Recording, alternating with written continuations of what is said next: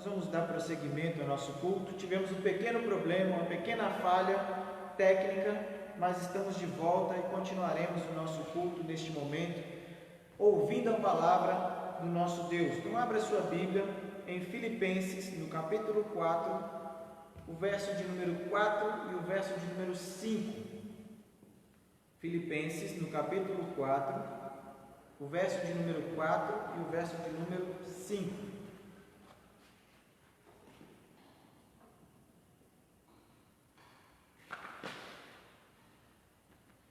A palavra de Deus nos diz assim: alegrai-vos sempre no Senhor, outra vez digo, alegrai-vos.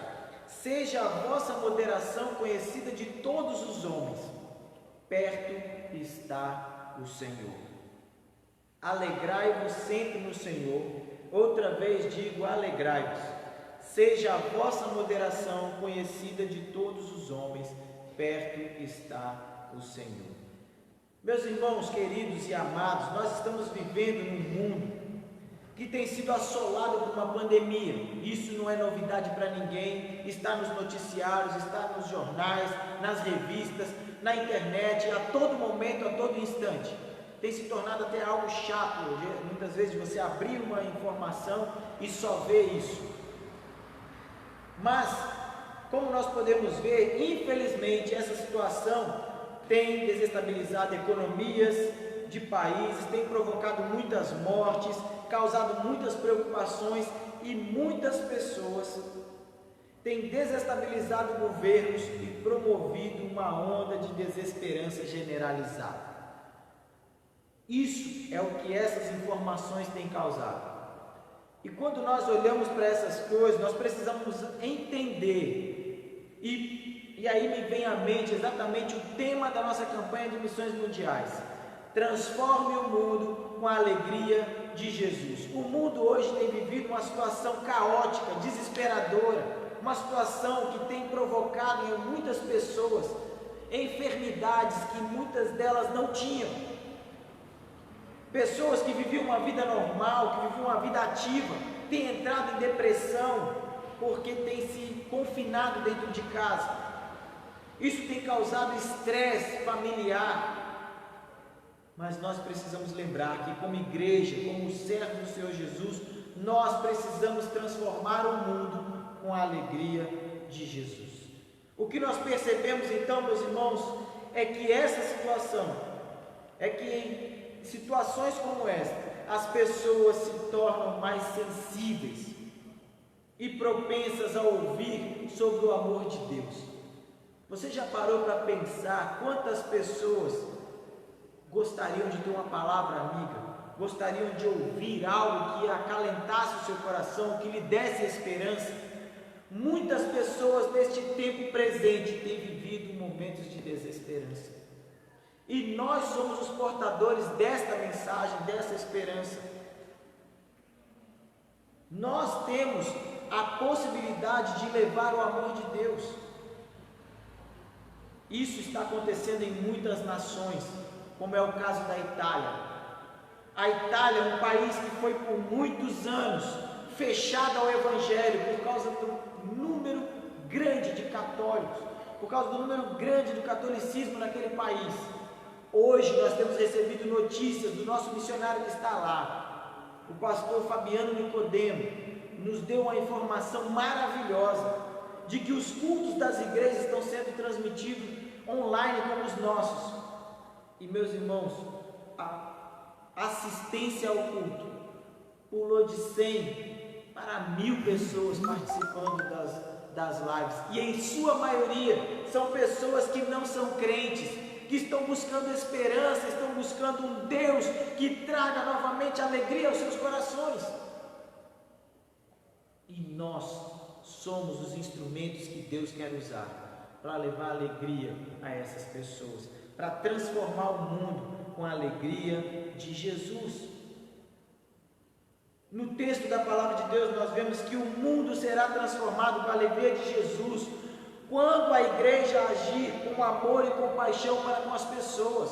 Nós temos que parar de olhar as pessoas com um olhar de desprezo, mas com um olhar de compaixão. Precisamos passar a olhar as pessoas como pessoas, ovelhas perdidas, que precisam ser resgatadas, que não têm um pastor. Quanto mais a gente vai vivendo, mais vamos percebendo que as pessoas estão precisando de paz, estão precisando de Deus em seus corações. Olha o que diz o texto da palavra do Senhor no Evangelho de Mateus, no capítulo 9, verso 35 e 36. Diz assim: Jesus ia passando por todas as cidades e povoados, ensinando nas sinagogas, pregando as boas novas do reino e curando todas as enfermidades e doenças. Ao ver as multidões, teve compaixão delas, porque estavam aflitas e desamparadas, como ovelhas sem pastor. É incrível como hoje a internet tem nos proporcionado isso. Eu tenho pastoreado através dessas mensagens, desses cultos, pessoas em cidades diferentes, em estados diferentes, pessoas que têm nos acompanhado, pessoas que têm buscado ouvir a palavra de Deus. E como essas pessoas, muitas outras também têm buscado a palavra de Deus, têm buscado a face do Senhor, têm procurado esperança num mundo com caos. E a palavra de Deus diz para nós aqui: elas estavam aflitas e desamparadas, como ovelhas que não têm pastor. A compaixão, meus irmãos, e o amor são a essência do Evangelho de Jesus. Sem compaixão e sem amor não tem como ser igreja.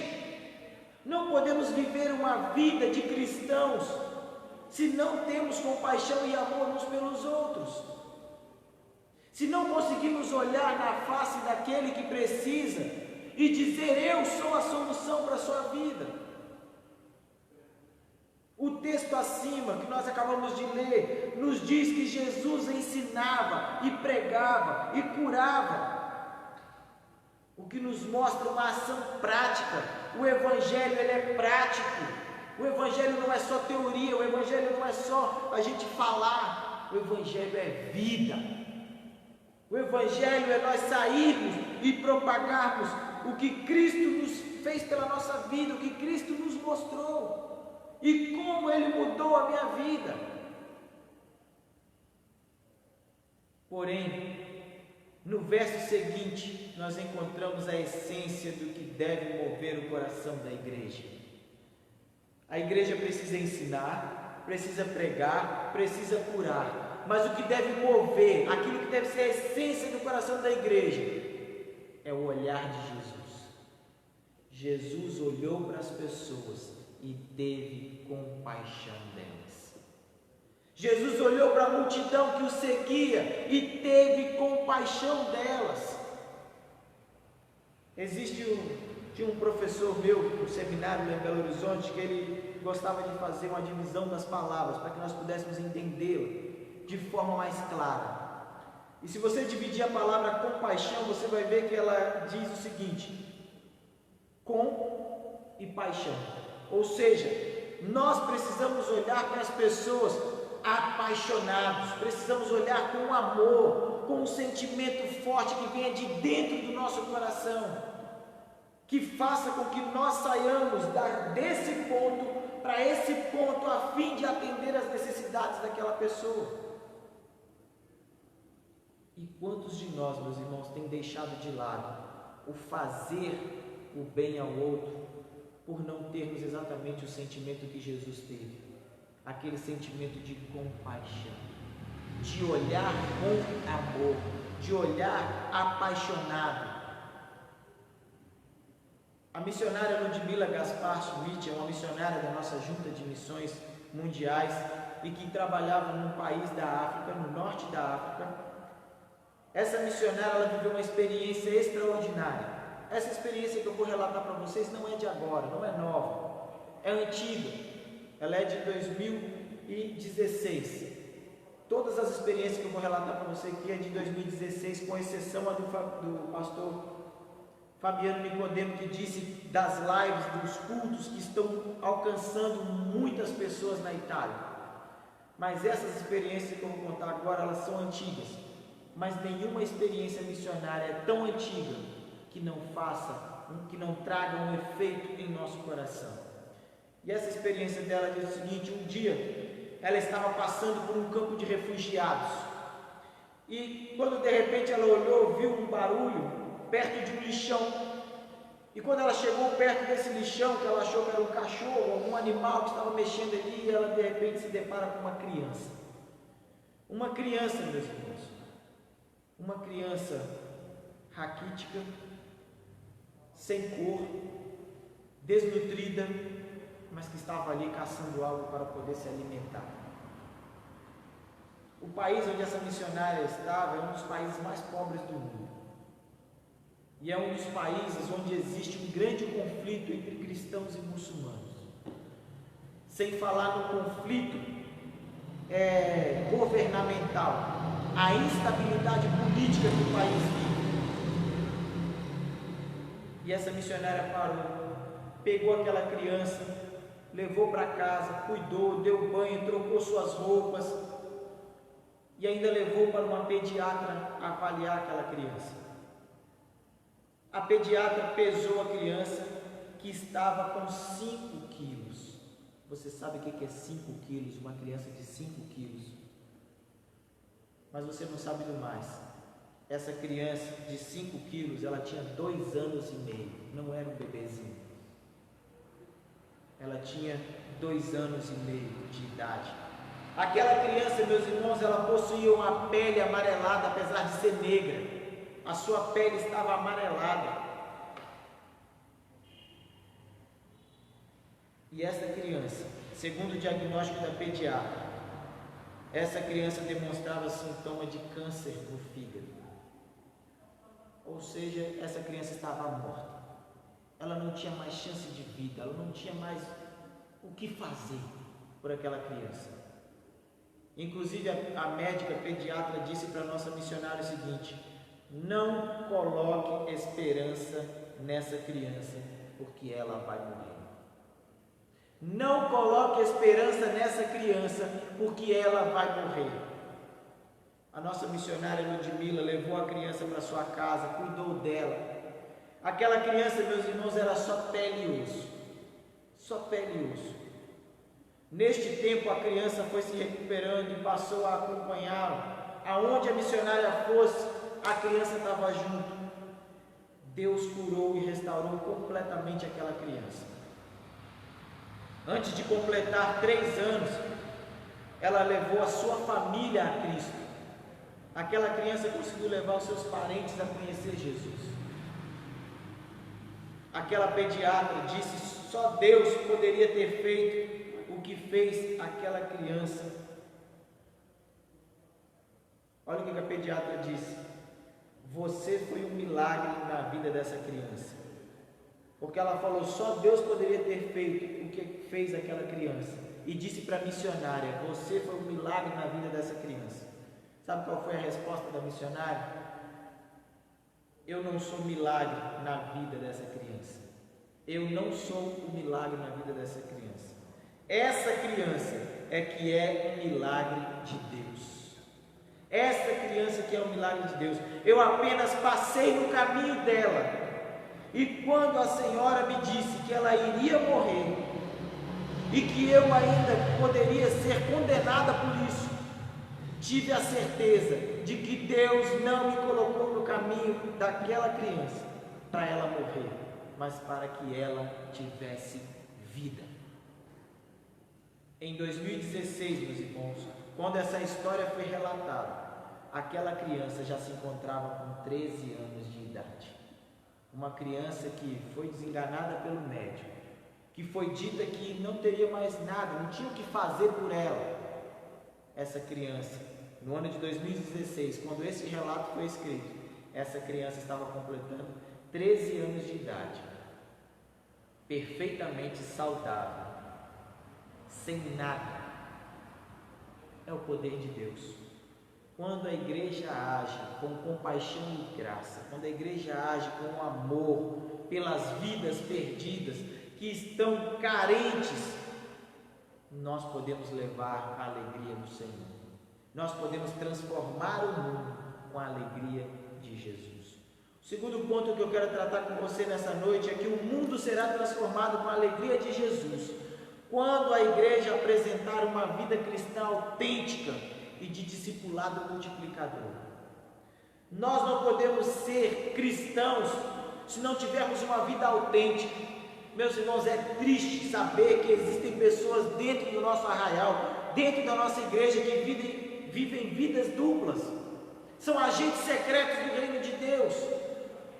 São pessoas que têm síndrome do super-herói. Eu sou aqui um super crente, mas aqui diante da sociedade eu tenho que ter uma identidade secreta. Na igreja eu quero mostrar meu poder, mas diante da sociedade eu não posso dizer quem sou, porque se eu disser quem sou, eu acabo com a minha igreja.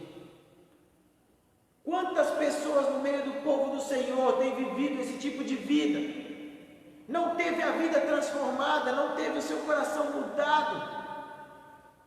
O mundo será transformado com a alegria de Jesus quando nós, igreja, nos apresentarmos com uma vida cristã autêntica e transformando a vida de outras pessoas através desse discipulado, através dessa autenticidade. Nós precisamos mudar a vida das pessoas através da nossa própria vida. Eu quero compartilhar com você 3 textos da palavra de Deus que nos mostram exatamente isso que eu estou falando aqui, confirmado pelo apóstolo Paulo, escrevendo a Timóteo, um servo, um homem de Deus, que estava assumindo o trabalho numa igreja, um jovem. Paulo fala para Timóteo o seguinte, 1 Timóteo capítulo 1, versículo 5, o objetivo desta instrução é o amor que procede de um coração puro, de uma boa consciência e de uma fé sincera. Olha o que Paulo fala para Timóteo. O objetivo que eu tenho, Timóteo, em te instruir neste momento, é para que a sua vida, ela venha proceder de um amor, de um coração puro, de uma vida com uma consciência sincera. Quantos de nós pode dizer, eu saio daqui ouvindo essa palavra com uma consciência sincera, de que eu não tenho pecado, de que eu me desvio do mal, de que eu sou um crente verdadeiramente autêntico, transparente como esse púlpito é? Nossa vida precisa ser transparente. É engraçado quantas vezes a gente briga com os nossos filhos em casa. Você está assistindo alguma coisa importante na televisão e de repente eles vêm e entram na frente. E aí a palavra que a gente fala é: meu filho, minha filha, você não é transparente. Naquele momento não é mesmo não.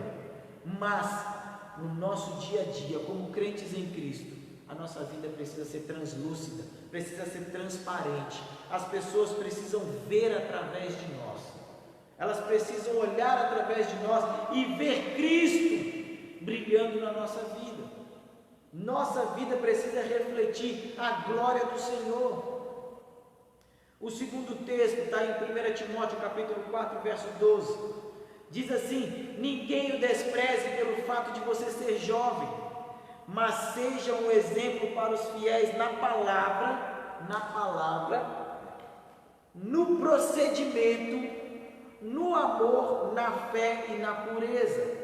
Olha quantas instruções Paulo dá a Timóteo. Primeiro, seja exemplo na palavra. Se eu prego a palavra, eu preciso viver a palavra. Meus irmãos, é muito triste a gente ver pessoas que são líderes, que são pregadores, que são dirigentes, que dão aulas na escola bíblica, mas que não têm uma vida que seja íntegra, não tem uma vida que transpareça a mensagem de Cristo, que fala algo, mas vive outro. O mundo será transformado com a alegria de Jesus quando a igreja mostrar uma vida autêntica. Essa é a instrução de Paulo para Timóteo. Seja exemplo na palavra, no procedimento. O que é o procedimento? No seu dia a dia, na sua vida, naquilo que você faz. No amor, que tipo de amor eu tenho transmitido, eu tenho demonstrado para as pessoas? Na fé. Se eu creio em algo, eu preciso demonstrar que aquilo é verdadeiro. senão as pessoas que me veem, que me ouvem, não vão acreditar. E na pureza, precisamos ser puros, simples, como a palavra de Deus nos diz. Precisamos aprender de que a pureza faz parte do cristianismo, a pureza faz parte da vida cristã. Terceiro texto que nós encontramos, 2 Timóteo capítulo 2, verso 1 e 2. Portanto, você, meu filho, fortifica-se na graça que há em Cristo Jesus.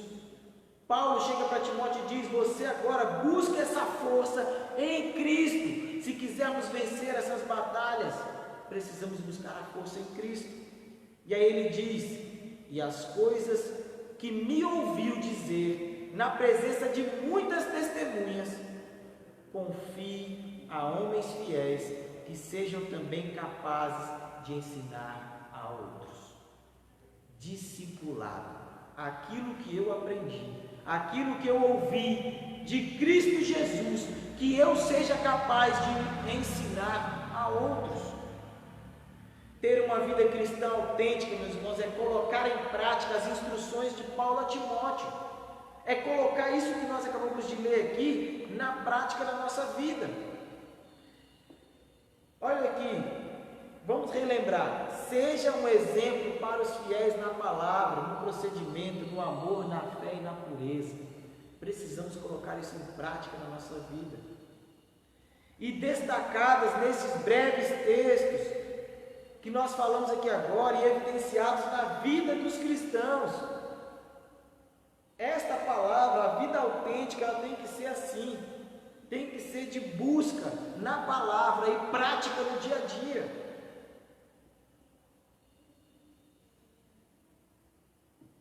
Deus, Ele age onde a gente não espera. Esse tem sido o papel dos nossos missionários no campo, levar esta palavra na prática para pessoas que não conhecem a Cristo. E eu quero agora compartilhar com você mais 2 testemunhos. O primeiro é do pastor José Calixto, que trabalhava em Portugal. Ele diz o seguinte, que a Europa naquele momento, no ano de 2016, ele estava vivendo momentos difíceis, com uma crise financeira que vinha derrubando a economia de vários países, e principalmente com a perda da esperança em dias melhores. As pessoas na Europa estavam vivendo dias de descrença, dias de não acreditar mais em algo bom, em algo melhor.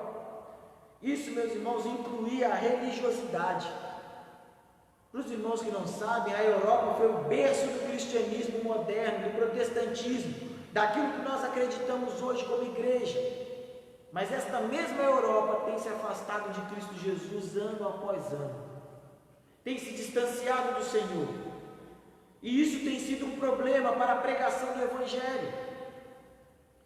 E assim, meus irmãos, a religiosidade está caindo em descrédito na Europa desde então, principalmente pela postura dos líderes, e a postura que mais se ouvia era, e a pergunta que mais se ouvia era: onde está Deus?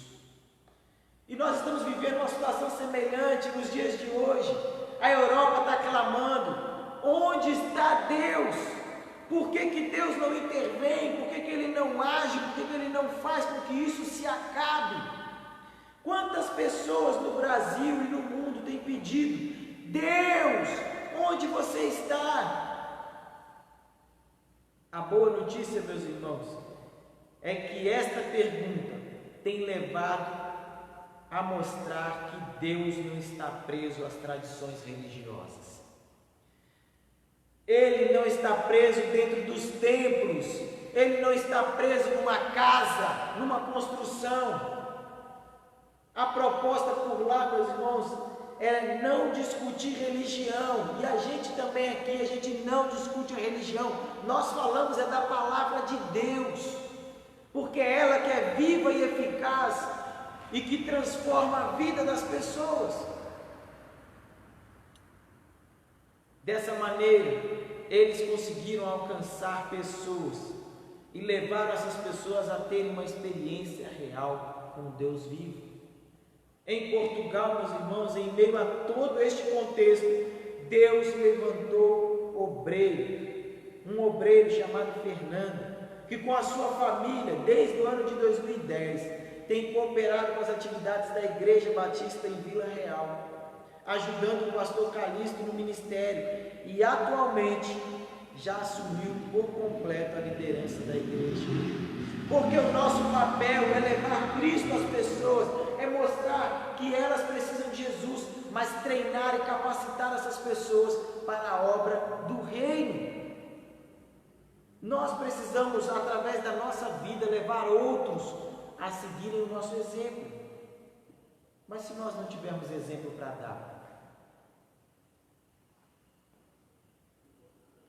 Pastor Calixto diz o seguinte: durante 40 anos de ministério pastoral, sempre tive a convicção de que sucesso sem sucessor é fracasso. Muitas vezes nós questionamos: mas eu não encontro um professor para a escola bíblica, porque eu não encontro um líder para me ajudar, porque eu não encontro um obreiro para me amparar no meu ministério na igreja, seja mulher, seja homem, seja criança, seja o que for, não encontro, só tem eu, se eu sair vai acabar o ministério. Se não treinarmos pessoas para nos substituírem, todo o ministério está fadado a fracasso. E o pastor Calixto diz isso claramente: durante 40 anos de ministério pastoral, sempre tive a convicção de que sucesso sem sucessor é fracasso. Queremos ver a obra de Cristo fracassar? É só não treinarmos outras pessoas. Queremos ver a obra de Cristo prosseguir? Precisamos treinar outras pessoas. Por que essa igreja está aqui há 87 anos? Porque pessoas foram treinando pessoas a continuarem a obra. Porque se isso não tivesse acontecido, essa igreja já teria morrido. Precisamos continuar treinando outros. Na Itália não foi diferente. Um italiano chamado Máximo, juntamente com sua esposa, eles foram batizados em 2010. E desde aquela época, meus irmãos, eles vinham sustentando esse sonho no seu coração de plantar igrejas na região da Val Conca, no norte da Itália. E você sabe que região é essa? Exatamente onde aconteceu a pandemia do Covid-19 na Itália. O norte da Itália. E o sonho desse casal era ganhar pessoas para Cristo, mas naquela época em que eles já sustentavam esse desejo, com a crise europeia, eles perderam o emprego e começaram a trabalhar de itinerantes, em serviços informais, e muitas vezes em longa jornada de trabalho, em lugares diferentes, mas contudo, se apresentaram sempre firmes, desenvolvendo o trabalho de liderança da missão no fim de semana. Quantas vezes a gente reclama e fala: mas eu estou tão cansado essa semana e eu não vou para a igreja. Aqui está um exemplo de quem realmente tem o desejo de ver a obra de Cristo avançar. Porque o mundo será transformado com a alegria de Jesus quando nós vivermos um cristianismo autêntico, quando nós vivemos uma vida de cristãos verdadeiramente autênticos. O mundo será transformado também com a alegria de Jesus quando a igreja se apropriar da pregação da palavra e de vida. Quando a igreja se apropriar da pregação da palavra, quando nós começarmos a transmitir para os outros aquilo que Deus colocou em nosso coração, a igreja vai avançar e o mundo conhecerá a alegria de Jesus. Abra sua Bíblia no texto de Mateus capítulo 24, verso 14. Mateus 24, 14 diz assim: e este evangelho do reino será pregado em todo o mundo, a testemunho a todas as nações. É engraçado a gente ver que em meio a esse caos que vem causando no mundo, essa pandemia, muitos crentes começaram a falar: Jesus está voltando, Jesus está vindo, Jesus está próximo, só por causa de uma pandemia, de um vírus. Quantas coisas Mateus capítulo 24 fala para nós que aconteceriam para que mostrasse para nós que Jesus está voltando. Só que ninguém se apega a este sinal de que este Evangelho do Reino, ele precisa ser pregado em todo o mundo como testemunho a todas as nações. Só assim então virá o fim, quando este Evangelho do Reino for pregado a todas as nações. O que eu e você temos feito para que este Evangelho do Reino alcance os confins da terra? O que eu e você temos feito para que o Evangelho do Reino alcance pessoas dos lugares mais distantes? Quantas pessoas têm morrido lá no Amazonas porque não acreditaram no que está acontecendo no mundo? Quanto tempo nós batistas demoramos para chegar no Amazonas, para alcançar os mais longínquos rios, ribeiros, igarapés daquele lugar? E mesmo assim ainda existem muitos lugares que ainda não foram alcançados dentro do nosso país. João capítulo 5, verso 24 diz assim: eu lhes asseguro, quem ouve a minha palavra e crê naquele que me enviou, tem a vida eterna, e não será condenado, mas já passou da morte para a vida. Nós precisamos levar as pessoas a crerem na palavra de Deus, no Evangelho da salvação. Ou ainda João capítulo 5, verso 39, que diz: vocês estudam cuidadosamente as Escrituras, porque pensam que nelas vocês têm a vida eterna, e são as Escrituras que testemunham a meu respeito. Quantas pessoas têm estudado a Bíblia, têm lido a palavra, porque acreditam achar nela a vida eterna, mas não conseguem encontrar nas Escrituras o testemunho de Jesus Cristo. Não conseguem encontrar na palavra de Deus o testemunho de que Cristo é real e de que é Ele que faz a diferença na vida do ser humano. Estes textos, meus irmãos, que nós descrevemos aqui, eles esclarecem incisivamente o poder que tem a palavra de Deus e como ela é capaz de transformar a vida de quem lê e a pratica. Nós sabemos disso e precisamos buscar fazer isso na prática. Este poder, meus irmãos, é também contemplado em relatos como os dos missionários. O irmão André, da missão Portas Abertas. Você já ouviu a história do irmão André? Não conhece? Eu vou recomendar para você um livro e um filme, todos dois com o mesmo nome, chamado O Contrabandista de Deus. Depois você procura, você assiste, você leia esse livro, O Contrabandista de Deus, e você vai ver ali a história do irmão André, um homem que entendeu que a palavra de Deus precisava ser difundida, precisava ser divulgada em vários lugares do mundo. E até hoje ele criou um projeto chamado Portas Abertas, que leva auxílio e amparo a igrejas perseguidas no mundo. Você ainda tem dúvida? Então vamos citar o outro nome, William Carey, missionário que levou a palavra de Deus a várias etnias da Índia. Se você não sabe, a Índia é um país que tem o maior número de idiomas no mundo. São muitos idiomas dentro de uma mesma localidade. E William Carey fez de tudo para que a Bíblia alcançasse o coração das mais distantes pessoas daquele lugar, daquele país. Você quer saber onde você encontra a história de William Carey? Nós temos um livro chamado Testemunha Fiel. Conta a história, o relato da vida dele. Ou então você quer assistir um filme que conta a história da vida dele? Tem um filme chamado Uma Chama na Escuridão. E você vai ver como que este homem lutou para que o Evangelho de Cristo chegasse através da sua palavra aos lugares mais distantes. E atualmente, meus irmãos, nós temos missionários espalhados em vários lugares do Brasil e do mundo, levando a palavra de vida a povos ainda resistentes ao Evangelho e com dificuldades de acesso à palavra. Pessoas que ainda não têm a Bíblia escrita na sua própria língua. E eu quero contar um relato para você agora.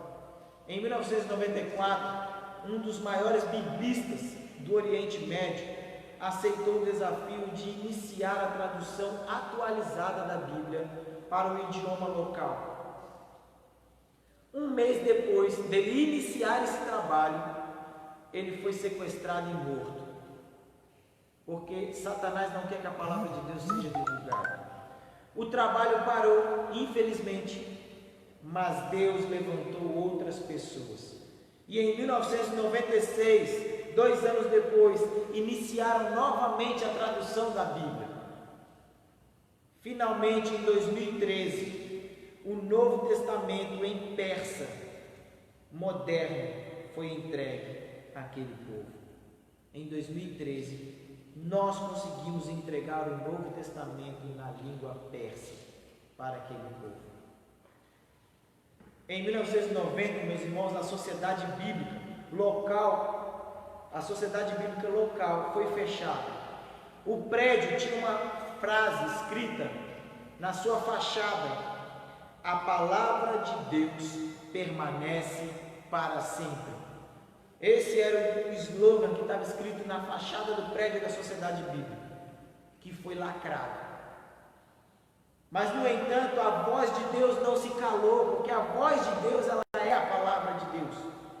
Em 2014, durante um culto de entrega do Novo Testamento, vários ex-muçulmanos, convertidos a Jesus Cristo, estiveram presentes por causa da palavra que foi distribuída na mão deles. A maioria hoje não pode mais viver no seu país de origem, por questões de perseguição e até mesmo de morte. Então eles vivem em outros países, mas eles levaram consigo a palavra da verdade.